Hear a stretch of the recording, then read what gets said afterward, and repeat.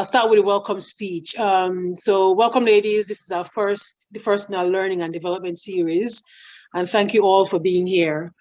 This is the first talk, which is health-based. And we have two of our very own set doctors here. We'll introduce them later on. This session will last from between 1.5 hours to 2 hours. We don't want to go any longer than that so that people don't get bored or whatever. So what happens is that if we have a lot of questions that are unanswered, we'll probably arrange another session for you, or we'll probably just send them directly to one of the doctors. But we'll try and keep it within an hour, hour and a half, hour and a half, 2 hours long. So some housekeeping before we start. Can everybody please, I have the ability to mute everyone, but can everybody please keep their microphones off? And also your video, because it improves the quality of the session. So if everybody can keep their mics and your videos off, except when you're talking. So Dr. Toyin and Dr. Uwaye, whilst you're speaking, will have their mics and video. If you have to ask a question, you can unmute yourself and you can turn your video on. So in terms of asking questions, you can post the questions in the chat function, or you can raise your hand. Now, I'll just give you an example of how I've raised my hand. So there's a function where you can raise your hand. You can clap, you can give a thumbs up. So those functions are at the side, depending on how you're accessing Zoom. Those are the functions. You can either raise your hand, I'll pick you out. You can type a question in the chat box and then unmute yourself if you want to ask a question. If there's any technical difficulties, bear with us. If you cut out, just bear with us. We'll reconnect, we'll come back. And this session is being recorded. I think by law, you're supposed to know it's been recorded. So, you know, if you don't want to be part of this recording, unfortunately, you probably have to leave. And I speak fast, so slow me down if you don't understand what I'm saying. So we're just going to very quickly breeze through this. If you're here, say hi. So if you don't want to unmute yourself or do your video, you can just raise your hand or wave or clap or one of the things, send off some love. Just let's know that you're here. Let's know you can hear us. So can I see some reactions? So you can clap here. There you go, Bimbo. Thanks, Funke. Debola is clapping. Kiklom is raising her hand. So thanks, ladies. More and more. Mojibola, who is Mojibola? Is it Moji? Moji, yes. Nancy, Omotunde, Yemi. Jumai doesn't have any video, any sort of mic as well, so I'm not sure what that means. But I just take it that you're here, you can hear us. So welcome again, ladies. Toyin is saying hi in the chat box. Okay, Toyin saying hi in the chat. Hi, Toyin. Hi. So I'll just quickly introduce the topics again as a reminder. Today's topics are, we're talking about diabetes and high blood pressure. So I'll just give a very, very brief introduction on these two topics, just information I've got off the internet, and I imagine the two doctors will set us straight pretty much. So we'll start with diabetes. There are 3 types of diabetes. If you don't know, I'm sure most of us have had some contact with diabetes in our family, because it's something that I suppose affects Black people a lot. There are 3 types of diabetes. I didn't even know this. There's type 1, type 2, and gestational, so which is what pregnant women have. The vast majority of people with diabetes have type 2 diabetes. Diabetes is the leading cause, or one of the leading causes of death in the world. So it's number 9 in the world, behind some others. Type 1 diabetes is most common in young people. And this is very interesting. Type 2 diabetes is preventable, which is quite interesting. So I've put it starting because I think it's important for us to know. The top 5 countries with the highest number of people affected by diabetes in sub-Saharan Africa, which is, Black Africa. Nigeria is number 1. It's 1.2 million people, which is not a huge percentage at this time, considering we're 230 million. The African continent has the greatest proportion of people with undiagnosed diabetes, but global projections show that it will experience the greatest future increase in the burden of diabetes of about 156% by 2045. That is a lot. And it's probably something we'll have to start doing something about now. So that's just some information on diabetes, if we didn't already know that. The other topic we're talking about is high blood pressure. So again, Africa has the highest rate of high blood pressure in the world, affecting about 46% of adults. That's a lot of people. That's almost half the adults. The WHO study has found, right? It's blamed increased urbanization, unhealthy lifestyles for the increase in cases of high blood pressure. High blood pressure was often detected, well, I'm just reading. High blood pressure is often detected too late, and it's a silent killer, so it doesn't really have any symptoms. So usually by the time it's found, it's probably too late.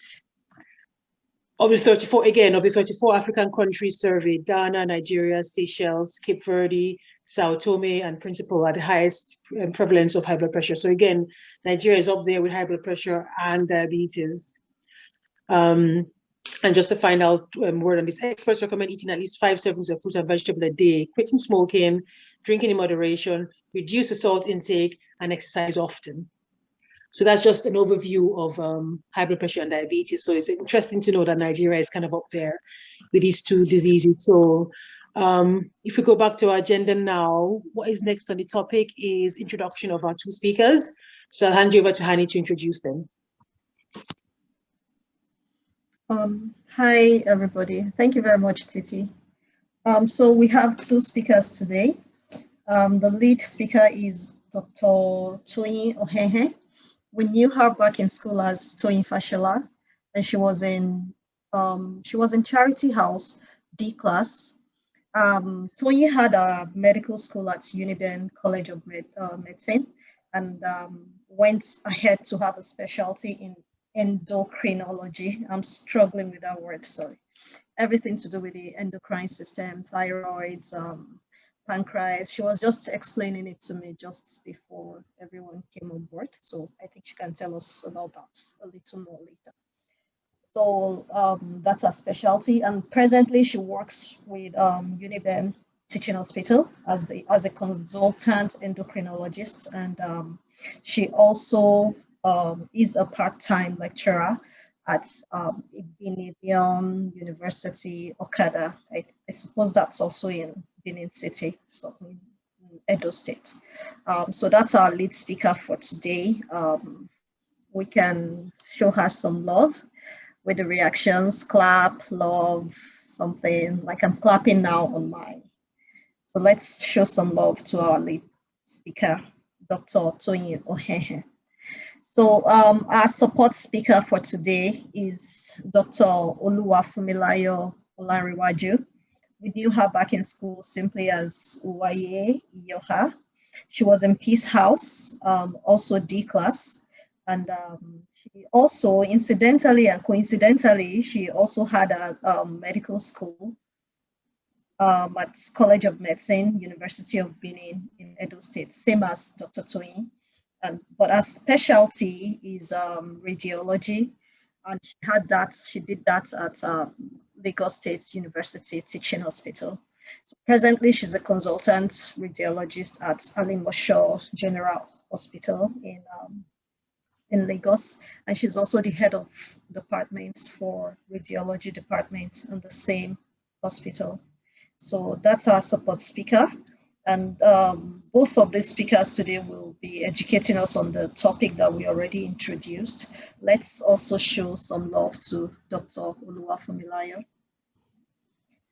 So as it goes, Titi already said a lot. I see some hands still raised in the, I think that's from the introduction. So just try, if you raised your hand before, just try to click again and then the hand goes off, so we don't take it to mean that you're asking a question. At this point, I think I'll just let Dr. Toyin jump right into our presentation so that we do not waste too much time.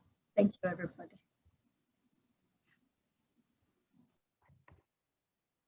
Good evening, ladies. Good evening, Toyin. I'm going to stop sharing my screen so you can share yours now. All right. Can you see my screen now? Yes, we see your Yes, we screen. can. Yeah, we see it now in presentation mode. All right. So good evening, everybody. It's nice seeing everyone once again. Buki, Toyin, Bola, Nancy, I can see you on your bed, or I was seeing you on your bed. Jumai, Miriam, and everyone, welcome to this meeting, and it's a privilege to share with my sisters from FGGC New Busa on something I found very interesting and passionate about, diabetes. Buki has said a lot. In fact, if we close the discussion here, I think we've gone on with a lot of information from Titi, Toyin, or Pebi, but I'll just add a bit more on diabetes. After diabetes, we'll go quickly to hypertension. And I'll follow this outline introduction, facts and figures, some of which Titi Okwebi has already mentioned about. Then we'll look at classification of diabetes, the diagnosis, treatment modalities, and how to prevent, and a bit on diabetes and diet. By way of introduction, diabetes is a huge and growing problem globally, and it has a huge cost to the society and individuals because the cost of managing diabetes in a resource-challenged country like Nigeria is huge to the patients, where most of them are out-of-pocket patients, no NHS. So diabetes is a huge problem. It affects both children and adults, as Titi said. But by far more adults are affected than children because type 2 diabetes, which is more common in adults, is the more prevalent form of diabetes. By simple definition, diabetes is a chronic disorder characterized by persistent elevation of blood glucose, which usually manifests with symptoms of excessive urination, excessive thirst, with or without weight loss. These are the classical symptoms of diabetes, but of note is that diabetes can present without symptoms. It's a chronic disorder, usually manageable. There is no definitive treatment. Yeah, Buki mentioned the facts and figures. Presently by the International Diabetes Federation, about 463 million persons globally have diabetes, and this figure is projected to go as high as 700 million in the year 2045. And of note is that half of the persons with diabetes are not aware that they have diabetes, and I'm happy about this enlightenment series about diabetes because it keeps everybody on their toes about diabetes so that they can go and screen and know their risk and know their blood glucose level. This helps to diagnose, and early treatment helps to prevent complications of diabetes. You see this slide just talks about the global projection or the global rise from 2000 down to 2019. That's the last figure. The figures are given every 2 years. So the last figure given by IDF, International Diabetes Federation, was 463, and that was in 2019. They have extrapolated to go as high as 700 by 2045. If we put all the patients together, diabetes will be the most populous country in the world, with 463 million. And these are the top 10 countries with diabetes globally.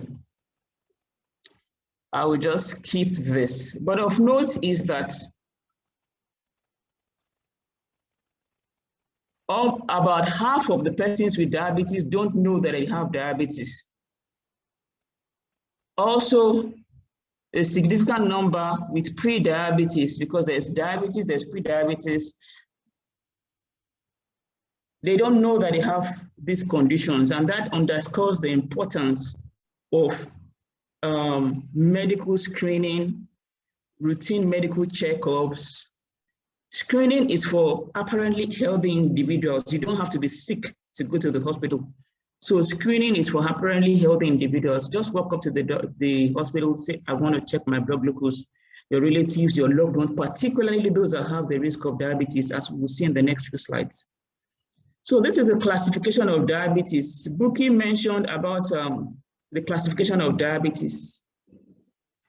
The three main types. Of course, there are more than 3 types, but these are the 3 main types of diabetes. The type 1 diabetes, type 2 diabetes, which is by far the most common form of type diabetes, and gestational diabetes. Type 1 diabetes is found in children, commonly in young persons. I hope you can hear me. Yes, we can hear you. Hear you loud and clear. All right. So type 1 diabetes is found commonly in young children. There used to be an age cutoff for less than 20, but it's far been eroded by new evidence, and type 1 diabetes can occur in even adults, but it's by far more common in children. And this class of diabetes, the summary is that they require insulin for survival. They can't do without insulin. They require insulin for survival, so they are on insulin for life. Type 2 diabetes, common in adults, and as Buki said, this is the type of diabetes that is largely preventable.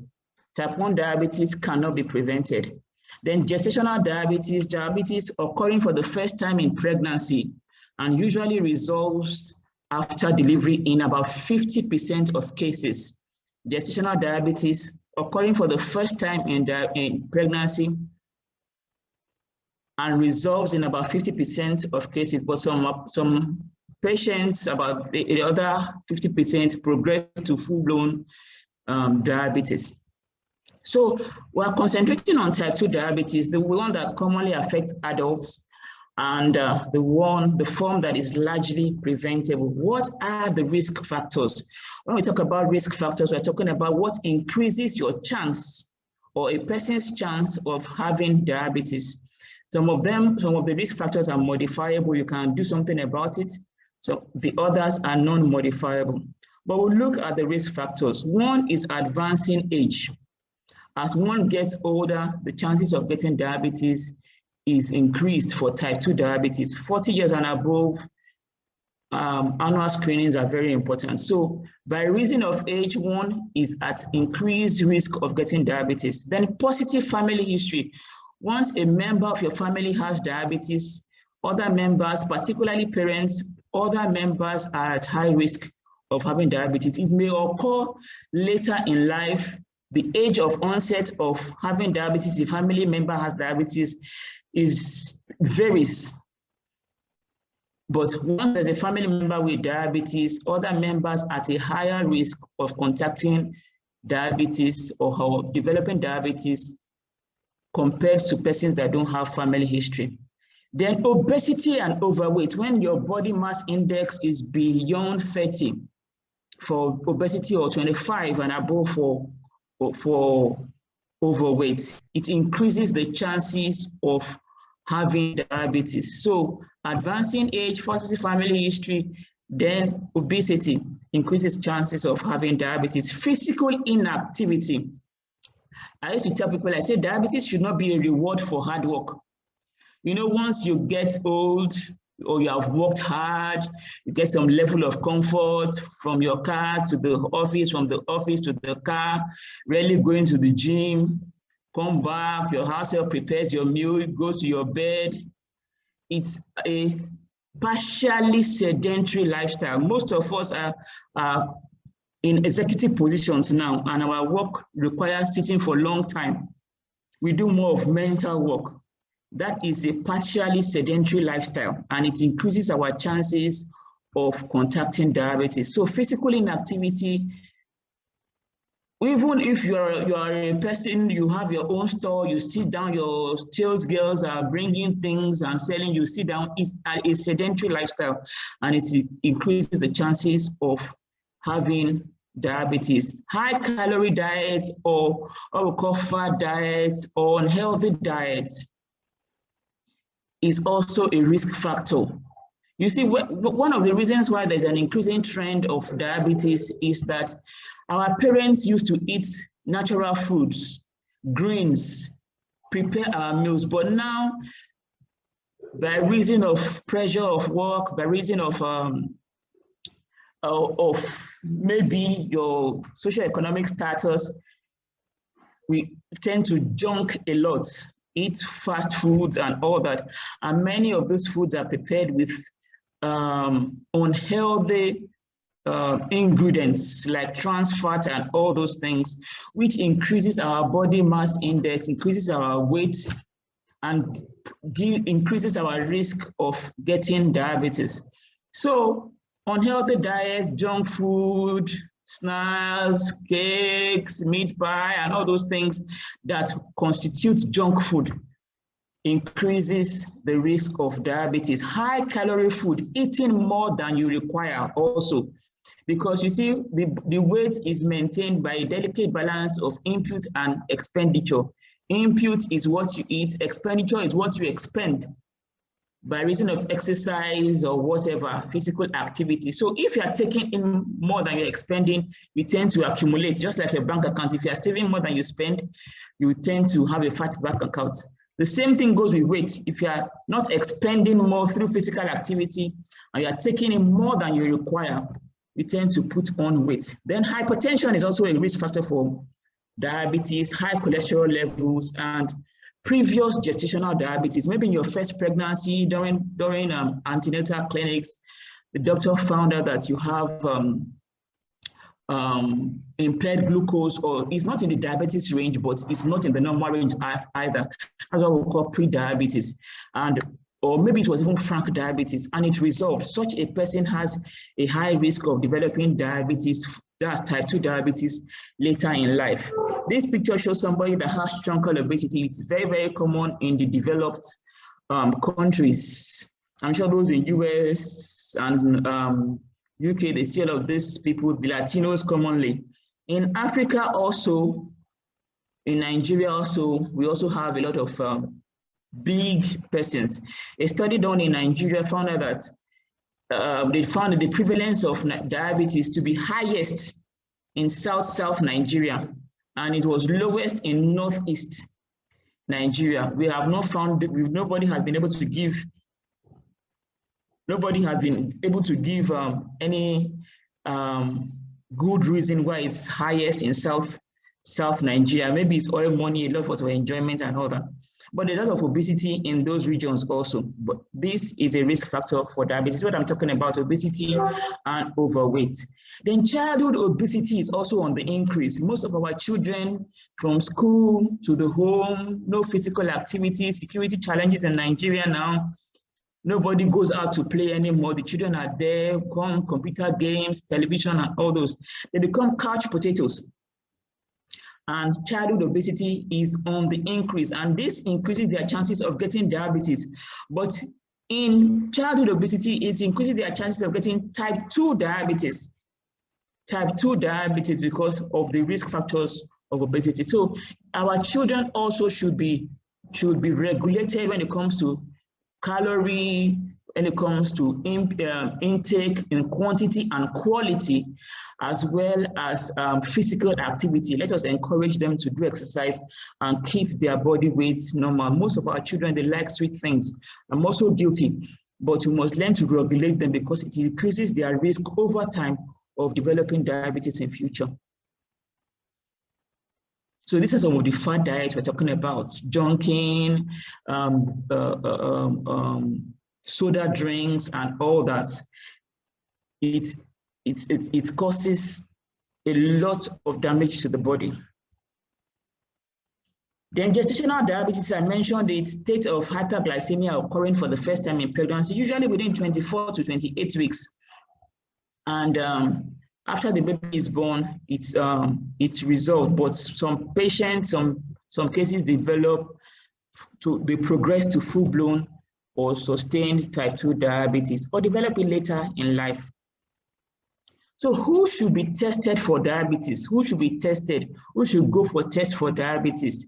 Because the persons we know that are diagnosed is just a tip of the iceberg. As I mentioned in the statistics, the persons diagnosed are just about half of the persons, the total population of diabetes. When we go for screening programs, we find out that we see a lot that have between impaired glucose tolerance or pre-diabetes, as we call it, and to full-blown diabetes.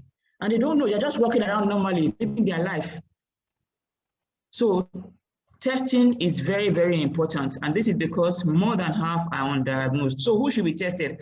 As I mentioned, age is a risk factor. So anybody above the age of 40, most of us are above the age of 40 now, should go and test regularly. At least if your family member is positive or has diabetes, you should test more frequently, like every 3 to 4 months. Otherwise, you can test biannually. So 40 years and above, you should test for diabetes. If there's a family history, test regularly for diabetes. Overweight and obesity, hypertension, and if there are symptoms of diabetes, as we mentioned, we look at the symptoms in the next few slides. If you have symptoms of diabetes, but you don't have to wait to have symptoms, you can go for screening regularly.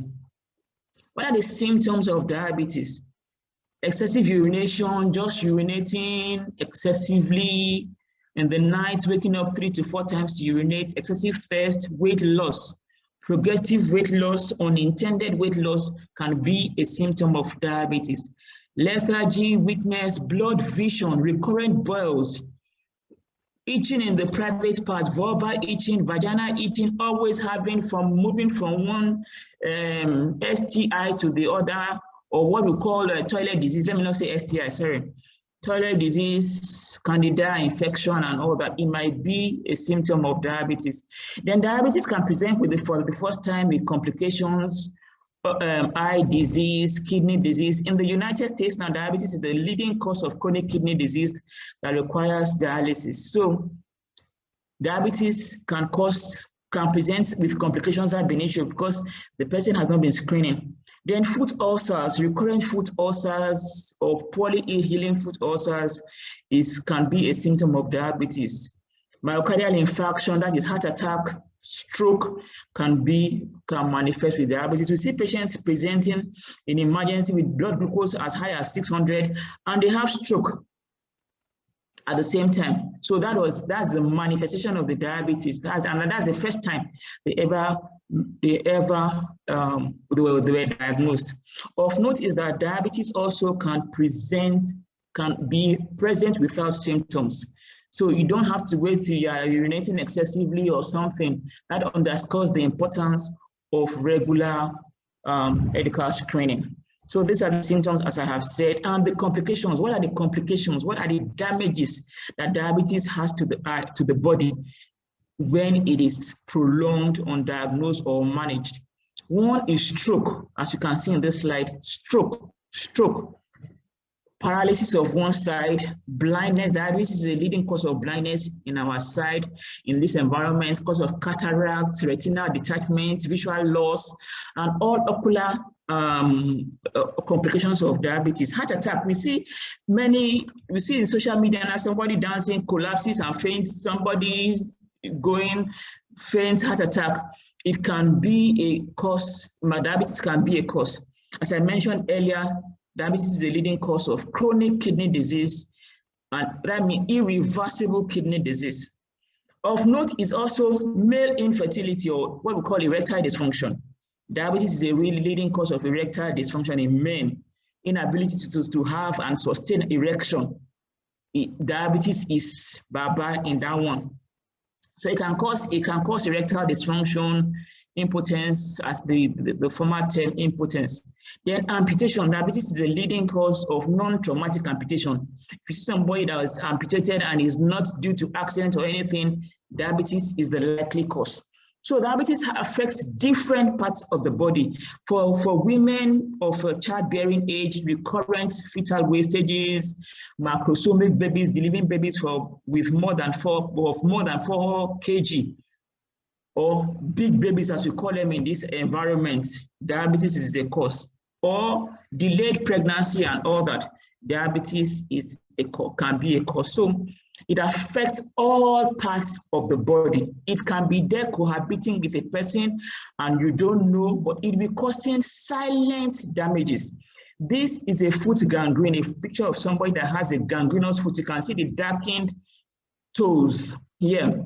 This is from somebody with diabetes. It has affected the blood vessel. The blood supply to the toes has been thoroughly compromised and the foot is gangrenous. This foot now is likely going to be amputated, and this is the result.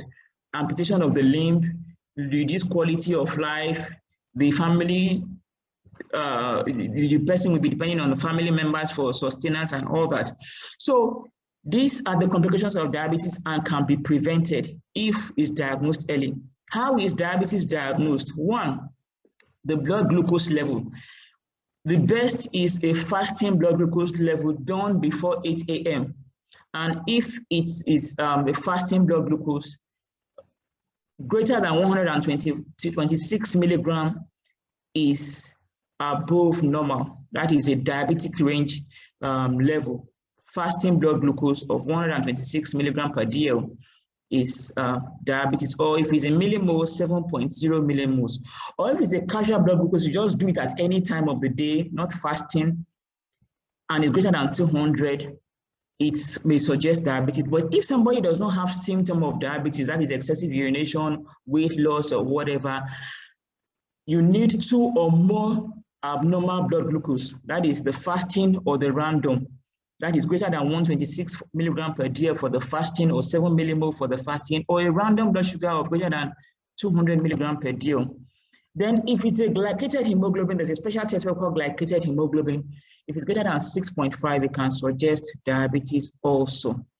If the blood glucose, fasting blood glucose, is between 110 and 126, that is what we call pre-diabetes when you do a glucose tolerance test. So it's not in diabetes range. Diabetes range is greater than 126.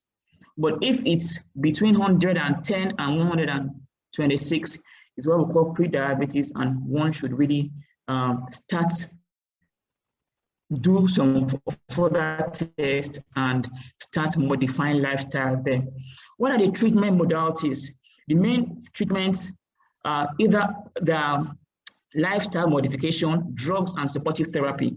Lifestyle modification includes patient education. The person with diabetes has to know that he or she has diabetes. So once a diagnosis is made, the patient must know, "Oga, madam, this is diabetes. This is how we arrived at the diagnosis." Because some persons, they just know, you just see them, they are just taking drugs. They go to chemists, they say, "Are they piss anyhow?" So what thing they do, they piss. The next thing, they will just give the person drugs. They will use it for 1 month and feel better, and that is treatment by the person standard. A lot of quack treatment.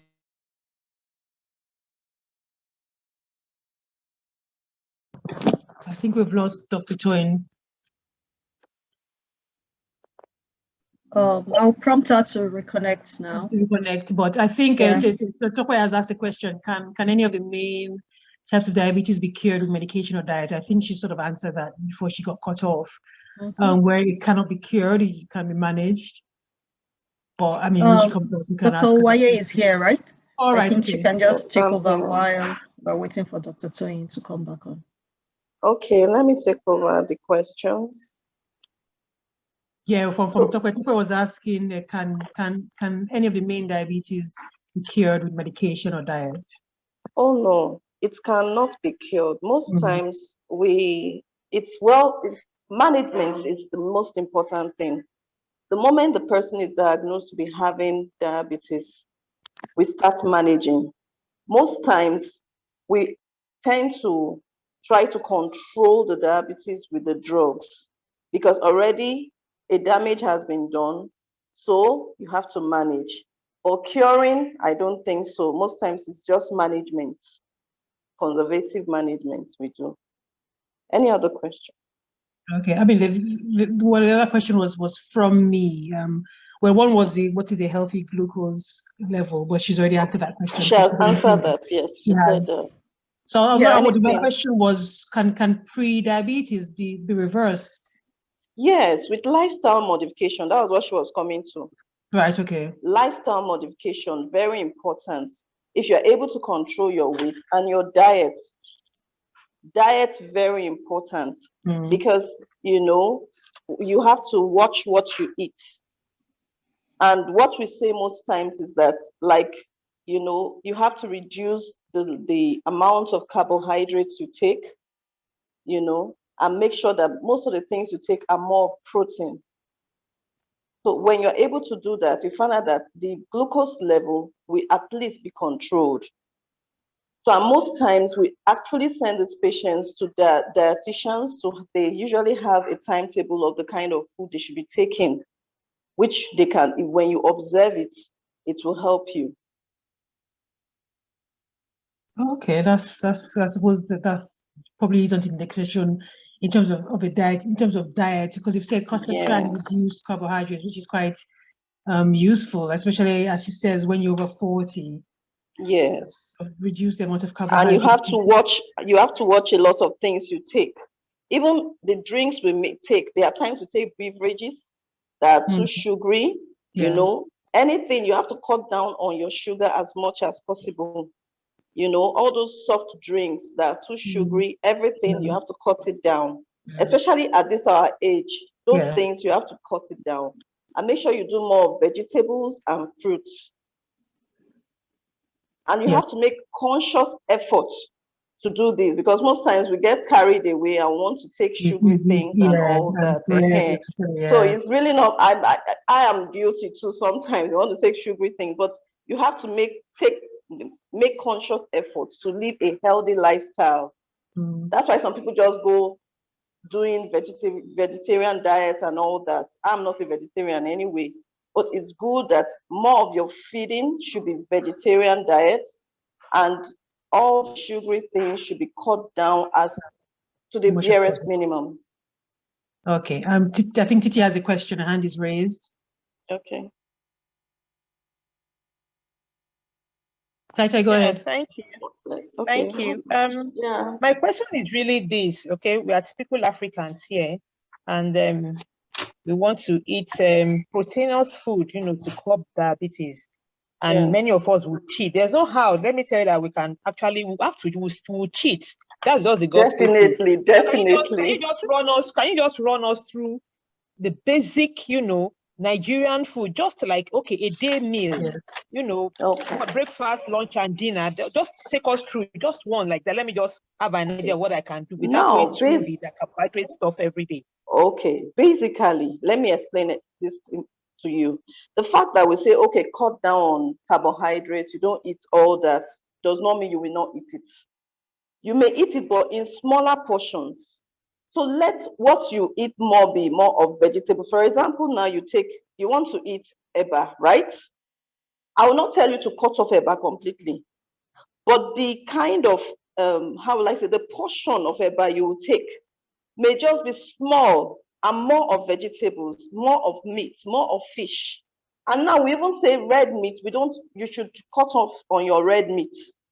I'm not saying you should do it that totally, but at least whatever you're doing, it should be less than what you used to do when you were 30, when you were 20. You should do more of fish, you should do more of chicken. And the skin of the chicken, you remove it.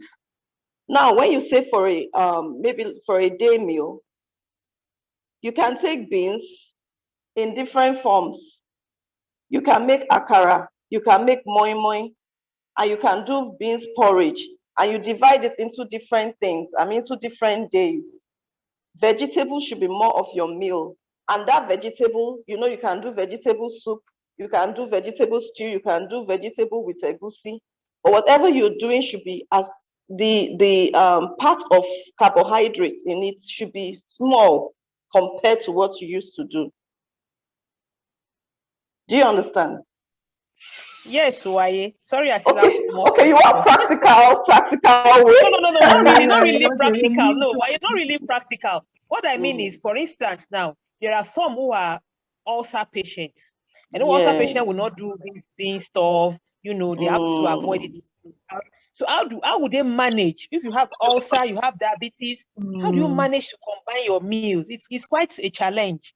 Yes, it's quite that's why most times what we do is that we actually direct them to dietitians, because dietitians, they're able to know, okay, this is the amount of food you should take, this is what you should do and all that. But for this practical section, if you have ulcer, definitely you can't take beans, and I think you can't take oil or something like that, or you can't take peppery things. Hello? Yeah, I think you can't take too much oil also. You can't take too much oil. Yeah. You can't take beans at all. You can take beans, but not oil. I suppose you can make beans with oil. Even beans, like me, for instance, I feel so uncomfortable when I take beans. Very, very uncomfortable. So okay, but is it plain beans without oil? Can't you do beans and stew, or beans and maybe... Or beans and vegetable. And vegetable? I can't even do beans at all. You can't do beans at all. I can't. Okay, Yeah. beautiful. So what you do in that case is that whatever you are eating should be more of vegetables. Remove beans out of it. You will still do other meals, but in smaller quantity. Are we together? Yes, we get yeah. For example, now, the rice you are taking, maybe you used to scoop about 3 scoops of big spoon of rice, okay? Now just take a scoop of rice and a lot of vegetables and fish, proteinous things like fish or, you know, meat. Meat, you reduce your meat too, but you can take it once in a while, not that it's too regular. There may be egg or something, just something protein in it. Do you understand? So your meal would be like you have a small portion of rice and then a lot of vegetables with it. So with that, it will help. Although we usually direct most patients to dietitians to take care of them. So, but the most important thing you must know is that your carbohydrates should be cut down as much as possible. You still take it, please. It's not that you cut it down and you don't take it at all. At all, it's not okay. But you take it, but in smaller portions, then you take more of vegetables. All right. Thank you. There's a question from Uwaye. She's asking how about honey? If you cut down on your sugar, she's asking, I think, if you can replace it with honey. Yes, of course. You can replace it with honey. Yes, but obviously not as much as you're not going to have a lot of honey. You're going to have in moderation. You're not going to just not too much of honey, just in moderation. Everything you are doing should be in moderation, because definitely some people cannot just take things without anything sugary in it. But we advise for healthy honey. You know that there's original honey. Yes. You have to try to get the original. There's fake honey. Oh yes. Fake honey is not healthy. So you try to get the original honey. Yes. What about substitutes for sugar, like sweeteners, saccharin, stuff like that? Because I've heard that some of them are not even healthy also. They are not healthy, truly, because of some things within it. They are not healthy. I know what the teaching is, that you can take little honey in whatever you're doing, but all those saccharin, they have some chemical substitutes within them that's not healthy for the body. Yes. All right. Miriam has, I think Tope had a hand up. Her hand is down now, I think. But Miriam has a hand up. Miriam, if you want to unmute yourself. Okay. Dr. Uwaye, please, I want to ask about naturally occurring sugars. Okay. Is it better to go with, for example, I've been trying to go off sugar. So most times I blend pineapple with just maybe watermelon or something. Very good. Very good. Please, as much as possible, like me, I'm trying to go as natural as possible. Those natural things we take are the things that are more healthy than all this chemically made whatever. So when you take those natural things, even you feel it in your body. Like when you take watermelon, don't you feel you feel calmness? Yeah, I feel healthy. Better. I've really gone off sugar a lot. Not as before. Even my tea now is not as sweet as before, but I still try to manage it because I use pineapple juice. Yes. The one I blend at home, that's the one I use. Okay. And all those natural things are very good. For example, sometimes you can just blend what they call it now, watermelon, and take it without putting anything in it. You feel healthy. Then compared to when you take something like a bottle of Coke, yes, definitely. You feel funny. I don't know. You feel refreshed. You feel, definitely. But Dr. Uwaye, is there such a thing as too much of this natural, especially the fruits, bananas and pineapples? Can they be too much? Because the reason I say this is I was following, like, not too religiously anyway, but I was reading something about diets and how to make smoothies healthy.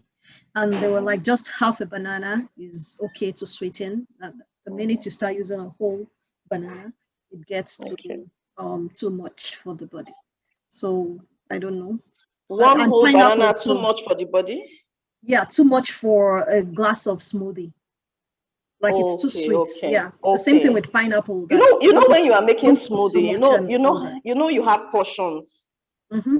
So for each portion, you should have a kind of quantity of what you are putting to make it healthy. To balance it, okay. To balance it. So I think that's what they're trying to say. It's not very, that's what they're trying to say. Any other question? Sorry, a question. Kikelama wanted a copy of the slide that from Dr. Toyin. Yeah, Dr. Toyin, I don't know. So I suppose if she wants, anybody who else wants the slide, I suppose we can send it out. I suppose we can actually put it on the group chat as a PDF if she can. But yeah, Kike wanted a copy of the slide. So Dr. Toyin has sent apologies on WhatsApp. She's having connectivity issues and she's still trying to like reconnect, and she's going to try to use her phone to join us again. She please reconnect because she's the one that has the stuff. She says, but she has put you in the riding seat, Uwaye. Okay, she's no finding problem. it a bit difficult to reconnect. Okay. So we're talking a lot about diabetes, though. What about hypertension? Yeah. Okay. I know a lot of stuff about hypertension also has to do with dieting and exercising, and I guess both of them are really very related. But they are very related. Is there a place to like draw the line and say, okay, because you're doing this for diabetes, you cannot do that for hypertension and stuff like that? Is there something? Are there gray areas? Is there anything we need to know? Like for hypertension, majorly we should know that it's high blood pressure. It's a long-term condition in which the blood pressure in arteries is persistently elevated. And you should know that most times when a person has hypertension, he may not complain of any symptoms. It's actually a condition that is chronic and people don't even know they have it.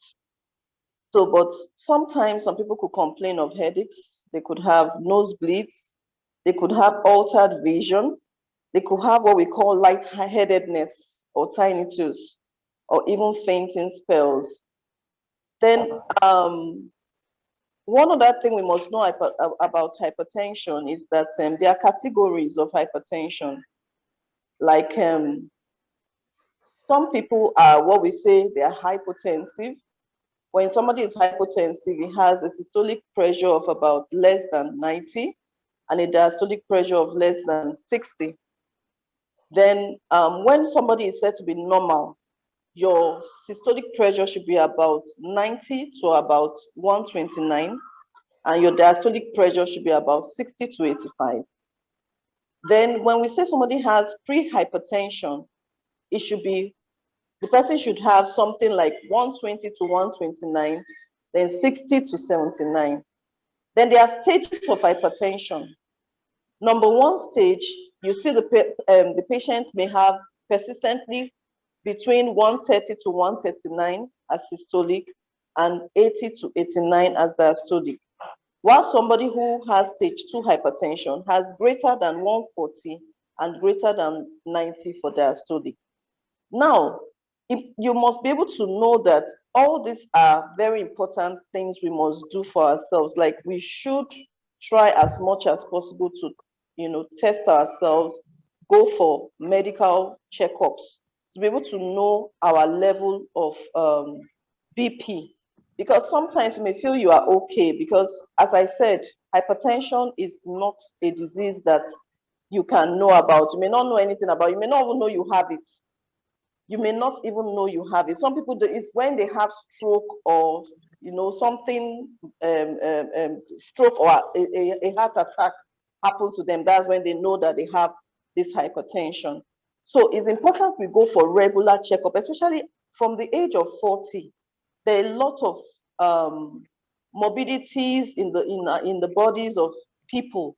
So, but if you go for regular checkup, you're able to know exactly your state. Then, what are the causes? what are the causes of this hypertension? Basically, it's lifestyle and some genetic factors. Lifestyle in the sense that some people have gained weight over time. Sedentary lifestyle, like it's just interconnected with what she said about diabetes. You know, most times as you're growing, hello? No, okay, I she's think back. She's back. Yeah, Dr. Toyin is back, but okay. I think that was somebody else's mic. Continue, and then so Dr. you can continue. Dr. Sal, yeah.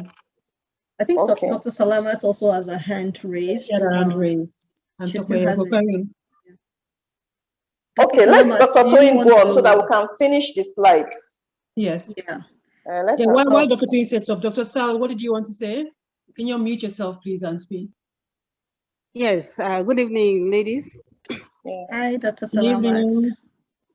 I just want to add on the issue of dieting, watching what we eat. It's also important that we know about caloric intake. Yes. And the average caloric intake for a woman, for men is higher than the women. I think for men is about 2,200 kilocalories. For females, about 2,000. So whatever you're eating, you should ensure that you don't exceed that average daily requirement. So like somebody asked about taking too much fruits can never be too much. It can be too much really, because if you take too much fruits and you exceed your caloric intake for that day, it's going to be in excess too. So the fact that it doesn't make it 100% healthy, you must take more than what you're supposed to take on a daily thing. So because talking from experience, because I'm also diabetic right now, and I have to do a lot of modifications to my diet. If any time I want to eat something, you see me, my children laugh at me, I put it on the scale to measure the weight. I was going to ask about that. So that are we supposed to be measuring our foods and reading? Well, you may not go that crazy like me, but you just have to put in your subconsciousness that you cannot exceed your daily requirement. Otherwise, no matter what, you keep adding. Just as Dr. Toyin said earlier, if your output is below your input, no matter what, it's just equation balance. You keep adding. It's very important to key in. Like there are some foods, like that's why even though we don't encourage all these refined foods and all that. But when you go to the market, they actually write the calories there and really, know exactly what you're taking in. And of course, for our local foods too, probably I actually go on net to check like a gram of 100 grams of eba. What is the calorie inside it? A cup of rice, what is the calorie inside it? You have to know all that so that you know exactly what. Yes, that's true. That's what I want to say. Thank you very much, Dr. Salamat. Dr. Toyin, could you please continue? Okay, please, can you hear me now? Yes, we can hear you. Sorry for the break in transmission. I'm very, very sorry. So we look at the management of diabetes. As we said, lifestyle modification is key in managing diabetes. Lifestyle modification, which includes modifying your diet. Before they used to talk about diabetic diet, but now it's a modified diet.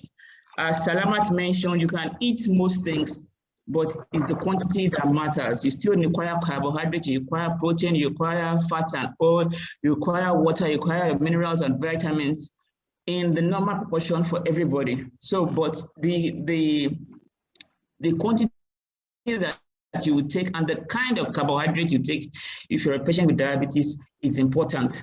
Physical activity is also very, very important. I will dwell on that a bit. What is recommended as part of the lifestyle modification for diabetes, for managing diabetes, and it also helps in preventing diabetes, is about 150 minutes of exercise per week. That is about 30 to 40 minutes, 3 to 4 times per week, or alternate day. 30 to 45 minutes of exercise, physical exercise jogging, brisk walking, aerobics, any form of aerobics, at least 3 to 4 times per week is very, very, very important. Then Salamat was mentioning something about the quantity of your food. The quantity you take depends on the kind of expenditure. It's not just eating. What is your level of activity? That is what modifies, what defines what you take. As she mentioned, averagely females take 2,000 kilocalories per day. That is divided into 3 meals, breakfast, lunch, and dinner. That's about 650 per meal. And the meals about 2,000 kilocalories per day, 2,002 kilocalories per day. We'll just look, I'll see some foods in a bit. Lifestyle modification, some of the rules: avoid, for persons with diabetes, avoid refined sugars, avoid sodas, avoid what we call mineral here, that's sodas, drinks, malts, and all those things. Avoid them.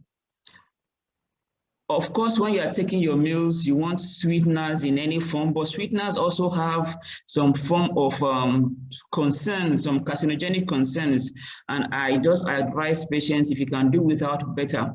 But if you can't do without, you can take some form of sweeteners to sweeten your drinks.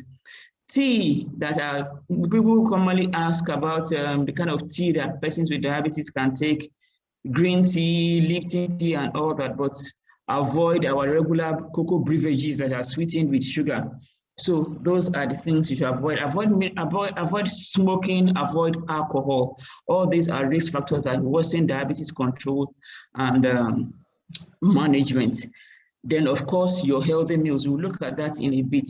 The target for control for persons with diabetes is to maintain your blood sugar at less than 110 and to maintain the glycated hemoglobin at less than 6.5%. If the person is also hypertensive, the blood pressure should be maintained at below 130/80. And of course, the cholesterol also should be at target. Of course, exercise target is also there. At least 150 minutes per week of exercise is ideal to help in treating and preventing diabetes.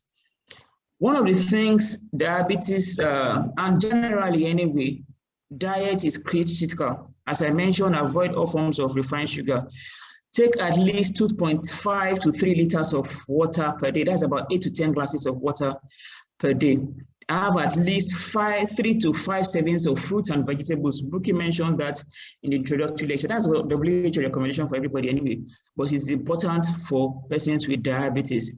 Avoid and eliminate forms of refined sugars, mineral, malt, and all those things, except when there is hypoglycemia. That is, the blood glucose goes less than 70 and there are symptoms. You can just take a bit of glucose to raise up the blood sugar. This is the diabetes plate, and this is very important. And most persons, also non-diabetic patients, can adopt it.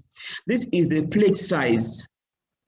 This is the plate size, and you can see half of the plate should be vegetables. Half of the plate should be vegetables. Vegetables generally are low-caloric diets, are low-caloric foods. Our vegetables, greens, cabbage, cucumber, carrots, lettuce, broccoli, all those ones are low glycemic index. So they raise blood sugar very minimally. So you can eat them in large proportions. So your plate for persons with diabetes, and most persons, should be half of it will be vegetables. You see, then the remaining half, you see a quarter is protein, your red meat, chicken, fish, egg, and whatever source of protein you are taking. Then you have your starch. That is our regular food we eat in Nigeria here, rice, yam, plantain, beans, and all that. Your starch should be like a quarter or like 1/8. And also your fat and all the other 1/8, that will make a quarter. So by the time you put your vegetables, if you're eating rice, you put your salad, your greens on one side, you take your protein on one side, and your rice is on one side. I generally advise 1 spoon of rice, 2 spoons of vegetable. So let the vegetable be double portion of the carbohydrate. It helps to reduce the glycemic index of the food. And this advice is generally very good for even non-diabetic patients. Then if it is swallow, if it's our regular swallow, rice and all those things are generally advised. It should not be more than the size of your fist. It should not be more than the size of your fist. That is the recommendation for most patients with diabetes. It should not be more than the size of your fist. And there are some swallow that are lower in glycemic index. When we talk about glycemic index, the level to which they raise blood sugar. Swallow like plantain amala, oats. There's one oat available. There are different kinds of oat meals that are available. Even yam amala is also very good. But when you're looking at things like pounded yam is high glycemic index, that means it's raising blood sugar very high. Rice is a notorious meal. It's nice, the general rice, but if you eat it beyond the proportion permitted, it will raise the blood sugar high for persons with diabetes. So generally, you take a spoon of rice, 2 spoons of vegetable. Basmati rice has low glycemic index, so it can be eaten. It should replace normal rice for persons with diabetes. I will just keep this general calorie content of food. This is the calculation, what you require active female and active male. If you're not active, then you require less calories. You take about 25 kilocalories per kg per day. That is about 1,008. But if you're active, you can take up to 2,000 kilocalories per day. Some of our meals, these are their calories per 100 grams. If you look at the vegetables, cucumber is very low in calories, green peas and all those things. By the time you're looking at semolina, wheat bread, yam, they are high in calories. Another food, I call it small but mighty, is granules. We see the glycemic index of granules, 100 grams. Granules, we just grind granules and garden egg. Granules is very, very fattening, and it's a small quantity of granules can give you so much calories. So foods that worsen glycemic control are all this kind of junk food, and of course food that improve glycemic controls are our natural foods, green, vegetables and all that. Diabetes prevention. Type 2 diabetes is the main form of diabetes that can be prevented. Regular screening is very, very important. Don't wait till you have symptoms. If a family member is positive or has diabetes or whatever, or you are showing signs of overweight and obesity, check regularly for diabetes and try to maintain ideal body weight. Go for your screenings at least 2 to 3 times every year. Diet is very important, as I mentioned, in preventing diabetes, not just in managing diabetes, to prevent diabetes. All these fat diets, which as we go older, we need to take them off. We need to remove sodas from our drink, from our lifestyle as much as possible. Mineral, malts, excessive alcohol and all that, we need to remove it. And also inculcate that healthy eating habit to our children. Many of our children junk on nonsense. Glucose drinks, going to school, they are almost a soda drink per day, which is very bad and increases their chances of diabetes. Physical activity is very important for non-diabetic persons in preventing diabetes. Also, at least 30 to 30 minutes of exercise per day. If your work schedule does not permit it, try to look for how you can get yourself to get some form of physical activity. Park your car away from your office. That's trekking to your office is some form of activity. So trekking back and forth to your car, if you park your car a distance from your workplace, it can help you to get some form of physical activity and exercise daily. Children also should be encouraged to do exercises. The young children and the older ones to do exercises and maintain ideal body weight. It helps them to reduce their risk of diabetes in future. Maintain your body weight, waist circumference. As women, as we go older, of course, we tend to put on abdominal fat and all that. All those things increases the risk of diabetes. So we need to at least do some aerobics. There are some stomach, abdominal exercises, leg raising, and all those things that can help to reduce abdominal fat and maintain ideal body weight. This also helps very, very significantly, in addition to diet and other modalities, to prevent diabetes. Screening is very, very important. As one grows older, from the age of 30, 35, start screening regularly for diabetes by annually blood glucose check. And if there's family history of diabetes, overweight, and all that, we need to check more often. Of course, diabetes education is very, very important. The complications of diabetes, as we have mentioned, are myriad, and they should, we should not be our portion, as it were. So, take-home message: diabetes is largely preventable, and it can present without symptoms. So, a person can have diabetes without symptoms. Type 1 diabetes require insulin for survival. Type 2 diabetes require insulin for control. I have not talked about the drugs for diabetes. I think it's beyond the scope of this presentation.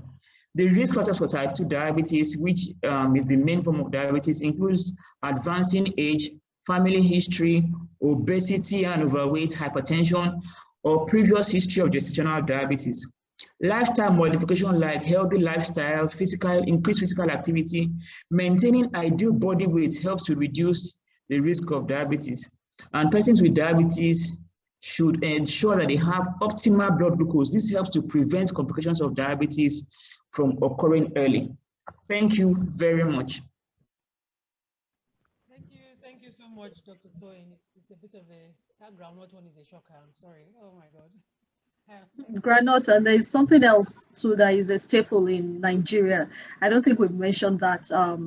Bread. I think it's also one. It's also high up there on the list of things to avoid. Bread, and we eat it all the time in Nigeria. Yeah. Yes. Groundnut, bread. They are also there. I think we were talking about hypertension already, so let me just skip all this one. They have the same risk. They have the same risk factors: hypertension and diabetes. And Uwaye mentioned about the optimal blood glucose. I think you can just look at the slides. Optimal blood glucose is systolic blood pressure 120, less than 120, and less than 80 for diastolic. We cannot see your slides. You cannot see it. Yeah, we can see the one you're talking about. We're still seeing your old slides. Okay. Some of us want a copy of these slides, Dr. Toyin, so afterwards we'll probably try and find the best. Titi, I don't think we can hear you clearly. I don't know if it's just me, but your voice is sounding very faint. Okay. Let me try and reconnect audio. Okay. And Dr. Toyin, someone is asking about wheat bread that is as opposed to just the normal white bread. Is that better? Yes, wheat bread is better, but there are different types of wheat bread in the market. Wheat bread are generally supposed to have low glycemic index or lower blood glucose or lower glucose levels in them, but it depends on the person making the wheat bread. So the underlying thing is, I read your food labels. I have seen wheat bread that they made with sugar. Yes. So, and very, very high levels of sugar that is even more than higher than white bread. But generally, wheat bread are supposed to be better than white bread. Sorry, Dr. Toyin, Dr. Toyin Vet had a question, and Miriam has a hand up as well, and also Uwaye. So we start with the vet doctor. Sorry, I can hardly hear you. I can barely hear you, Titi. There's something wrong. I'll go out and come back in again, but can Toyin Ogumodede ask a question? Okay, yeah, Titi, thank you. Thank you very much. I'm sorry I joined a bit late, and I don't know if that had been mentioned. I just wanted Toyin to sort of emphasize on the foods that are fruits and vegetables, because some people, we always somehow mix fruits and veggies, and then you have people eating apple, pineapple, and those kind of things, believing that, okay, I'm taking vegetables. But Toyin mentioned the ones that are actually low index, that are veggies. So that was what I wanted her to emphasize on, like a list of what are termed vegetables as against fruits. So I think that's and Toyin mentioned something on that. Thank you.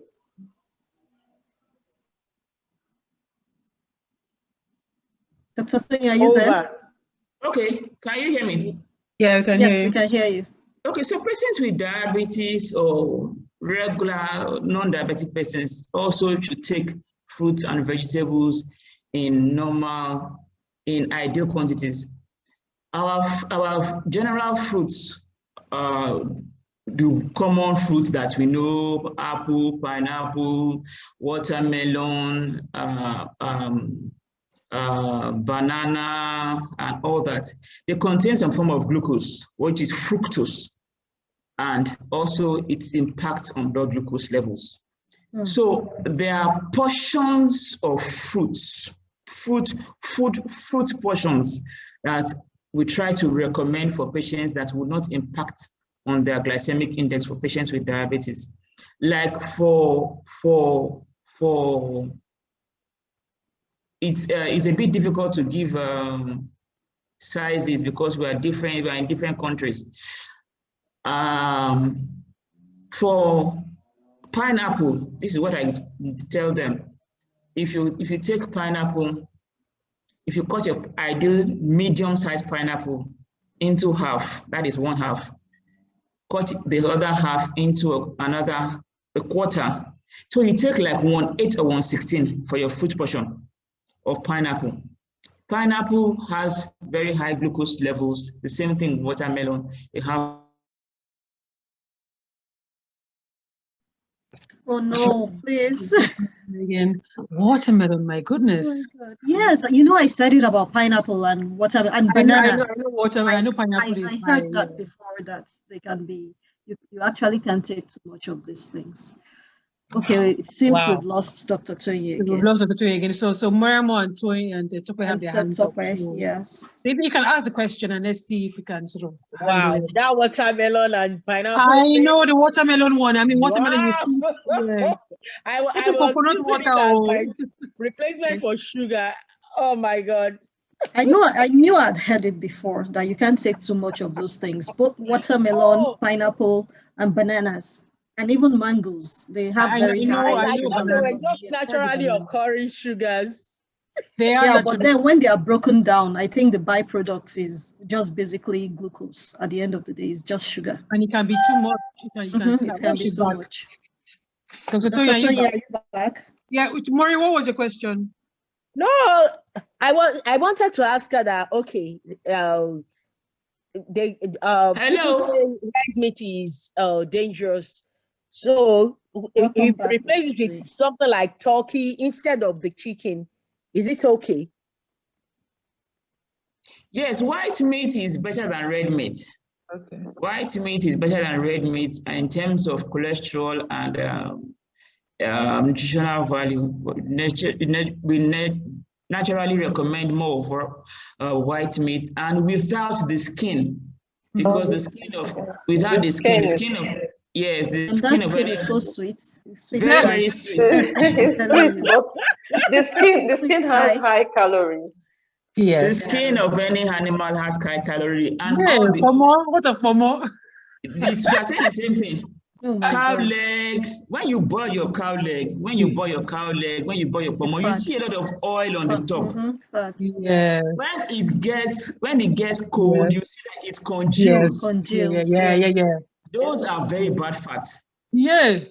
Okay. So it's very, very bad fat. So if you are going to take your pomo and all those things, you should be limited. As you age, you take more of other forms of protein, fish, seafoods, and all that. Avoid, reduce.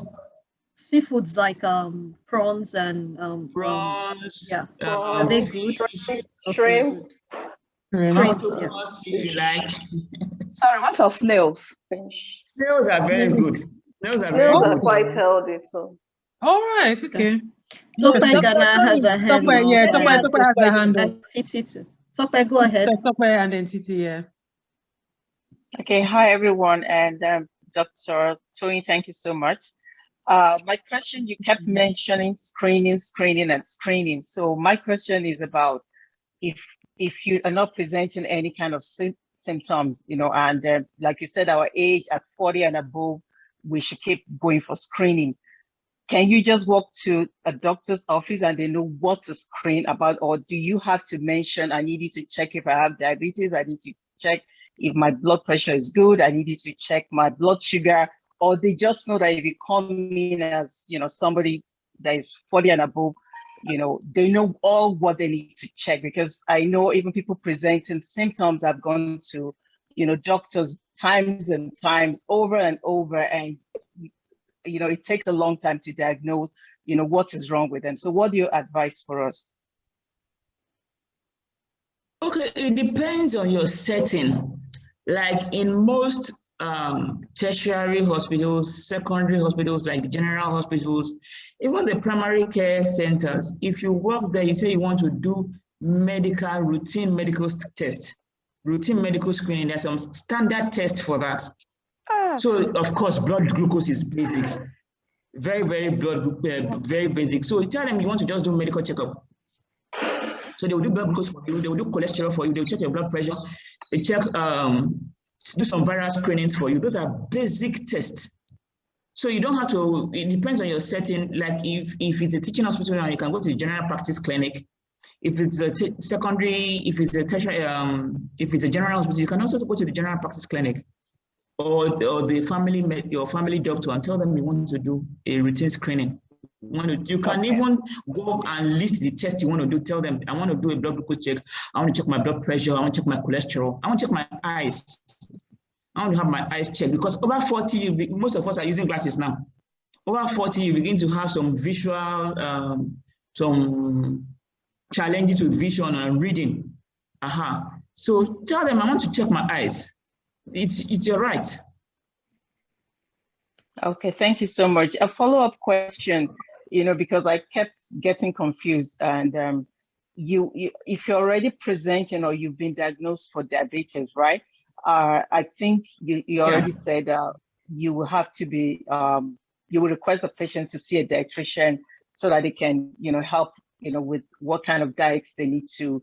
So, but you kept mentioning your food portion, so is it for everybody? Is it, like some of us still want to eat some things and, so what's the general rule here? Whether you have diabetes or you don't have diabetes, is it the same rule for everybody? You see, the food portion, there's the prevention. The prevention of diabetes is like the management of diabetes. When you want to prevent diabetes, you want to increase your physical activity, you want to modify your diet and reduce sodas, reduce unhealthy food, increase fruit and vegetables.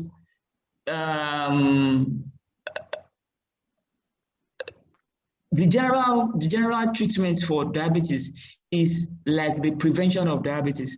So it's a very thin line. It's a very thin line. Not that for somebody with diabetes, definitely you are not encouraged, you're not allowed to take glucose drinks. Give him this ketchup, then take this from this too. But Yes. for persons with diabetes, for persons without diabetes, if you're going to take glucose drinks, it should be very, very rare. It should not be habitual. It should not be frequent. It should not be continuous. Do you understand? So it's a very thin line between preventing and treating it. Okay. I get it. I get it. I just, because what you're running away from in the treatment is also what causes it. Yeah. Do you understand? So you really need to. That's clear. Mm-hmm. So you need to, as much as possible, try and reduce those things. Many persons as they go older than 40, they don't even take refined sugars anymore. Yeah. Everybody begins to reduce their, even if they take, they begin to reduce their sugar quantity. They tend to take more of honey. You see older people taking more of green tea, living beverages, cocoa beverages, and all that.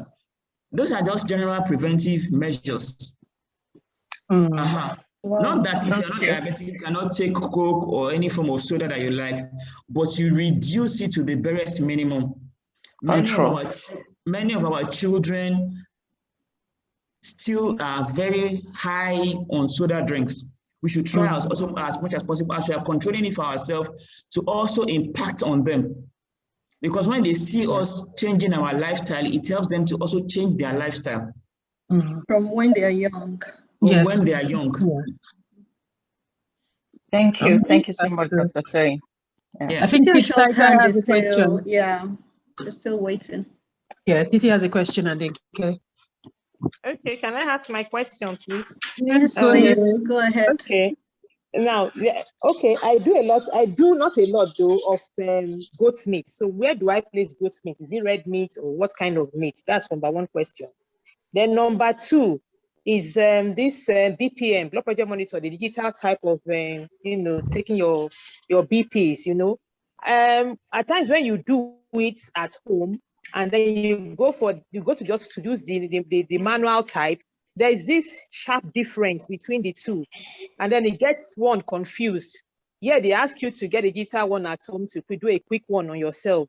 So I want to know the range you can do it so that after taking your BPM, your blood pressure, you're using a digital, you can still say, oh, I'm fine, or oh, there's something wrong, I need to quickly do something about my health.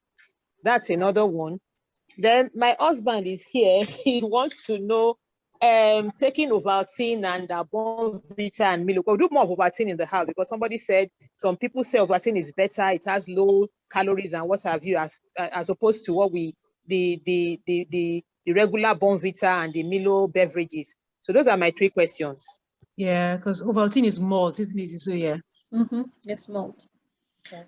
Old boy, we're greeting you, so greet him for us, Titi. Thank you, madam. He's here. He says thank you. Tell him we're charging for the welcome. Yes, you pay for our questions. You pay for the questions you ask. No problem. Thank you, sir. Dr. Toyin, do you want to take the questions? Okay. Good evening, sir. Good evening, everybody. Let me see the question I remember now. Goat meat. The first one was goat meat. Goat meat, Ovaltine, and okay. Let me start with the blood pressure. Let me start with the blood pressure monitor. Yes, there are some differences in accuracy between the digital and the mercury figs. So usually sometimes it's between 20 to 20, sometimes 30 millimeter mercury difference. But ideally, it shouldn't be more than 20 millimeter mercury difference, whether systolic or diastolic. Systolic should not be more than 20. The diastolic should not be more than 10 millimeter mercury difference. What I advise patients to do is this. When you are going to the clinic, they are going to have your blood glucose monitored, your blood pressure monitored. Take your digital figs along. So as they are using their own, they use yours also. So it can give you an idea of the accuracy and reliability of your machine, your digital machine when you are using it at home. But ideally, there shouldn't be much difference. When you are using your digital machine, there's a slide here that I'm supposed to have projected on blood pressure monitoring at home. When some causes of falsely elevated blood pressure and falsely or inaccurate blood pressure at home, one, your clothing should be light. You should be sitting down with your arm rested at the level of your heart, or you should be lying down, either of the two. Then you should have rested for about 5 minutes, 5 to 10 minutes, or 15 minutes before taking the blood pressure, not after cooking, walking, jogging, or whatever physical activity that you are doing it, because all this affects blood pressure. It shouldn't be after a hot drink or caffeine drink. it affects the blood pressure. Or you have just finished using the toilet, or you have just finished eating. All this transiently affects blood pressure readings. So after eliminating all this, you have done it in an ideal setting, and you can rely on it. Monitor your BP morning, evening, if you are hypertensive. And when you are going to the hospital, go with your readings. They will use your home readings to see your range at home. I encourage patients to do that. Then also go with your monitor so that they can monitor, they can check with, they can compare the two fix, the one they are using in the hospital and your own. It gives an idea of the variability of the two machines and how you can rely on your home readings. I hope I'm clear on that. So the two of them are very, very important. Then your readings, if you are noticing variable readings, you take an average, at least 3 readings, take 3 readings and take an average. It helps to improve the accuracy of that. When it comes to goat meat is classified as red meat. It's said to be a little more less in cholesterol than red meat, but by and large, the skin of either of them should be done away with. And another general rule I tell persons, or what we've been advised, is avoid deep frying. Avoid deep frying. It helps. It increases the oil and the cholesterol in it. Just try and grill. Oven, just boil and grill. You will see that instead of adding oil, you are reducing the oil in it. Then Ovaltine. I am not very conversant with Ovaltine, but one thing is this: any beverage you buy has a label. That's food labels, food description. So learn to look at it and read it. How many grams of glucose is in it? How many grams of carbohydrate is in it? How many grams of protein, vitamins, and whatever? Just read the food labels, and it helps you to estimate and extrapolate. Like a bottle of Coke now contains about, we have seen that on the internet and everything, it contains about 9 spoons of sugar. And I do a regular bottle of sugar, Coke. It contains about 8 to 9 spoons of sugar. And if you multiply that, the calorie, that's about 9 grams. And if you multiply that, you get almost going to 400 calories or something, depending on the quantity, the size of the Coke. So that helps you to read if you help you to extrapolate the caloric content of what you are eating. The food labels are very important. In a developed country, any food you take has food labels. So in Nigeria, most of our foods also, they have food labels, so you can read it and